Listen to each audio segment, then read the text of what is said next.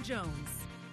Well, we started off this morning with some nice blue skies, but then as we got towards that lunch hour, dust quickly started to pile in, and really throughout the entire day, those winds didn't let up too much, neither did the dusty skies, even going into that sunset time frame. And now that we're starting to get into tonight, winds are starting to die down just a little bit, but still seeing some dust in the atmosphere, and probably going to until we go into a few more hours of the overnight hours and see those winds start to lighten up just a little bit more.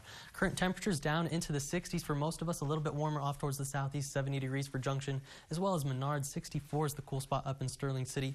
About 6 degrees of spread across the entire Concho Valley, so not too bad right now. And whenever we're looking at the maximum winds we saw today, we got up to 50-mile-an-hour gusts here in town. 55 is the winner up in Robert Lee, and then 53 for both Sterling City as well as Ballinger. A little bit less down towards the southern parts of the area, 30 to 40 miles an hour, but around the entire state, look at Lubbock and Amarillo. We were talking about those 80-mile-an-hour gusts up towards Amarillo earlier today.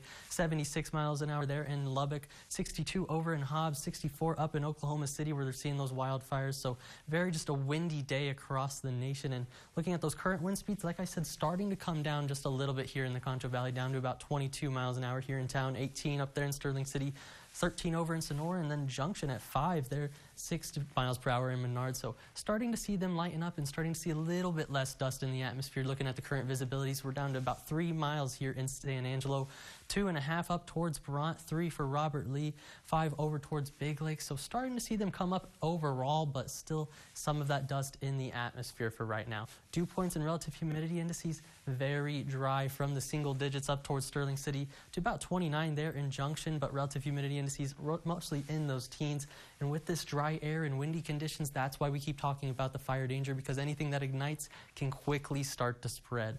Daytime high temperatures across the state, you can see San Antonio and Brownsville both tying their previous records. We came well shy of ours that we set back in 1908, but down towards the border, Del Rio, Laredo, I know they were setting records coming in over the triple-digit mark. March is definitely too early for that in my books. For the upper level pattern, looking at this upper level trough we're dealing with, quickly going to move off towards the east, bringing its severe weather with it, but then we're going to warm up right behind it, and then Wednesday of next week we start to see this next trough working into the area.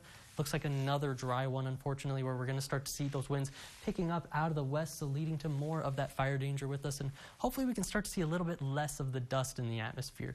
I talked about that severe weather with it, seeing this huge swath of level 4 out of 5 risk along the Mississippi River Valley into Illinois there, just a huge swath, and then going into tomorrow starts to get even worse is what it looks like, a level 5 out of 5 risk for Mississippi into Alabama. The National Weather Service talking about likely tornadoes, long-tracked tornadoes in very dangerous situations. So hopefully you want to check in on your family if you have family down there to make sure they have that severe weather plan in place.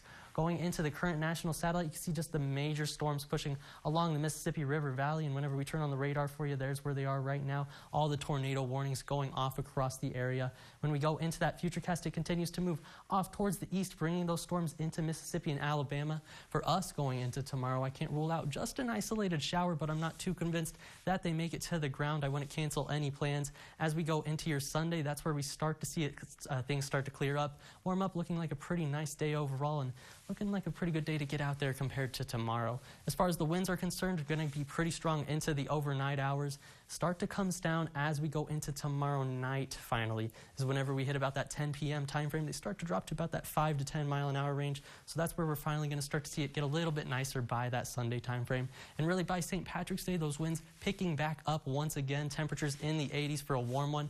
Windy conditions through the official start of spring before we go into a nice weekend there by the 80s. That's going to be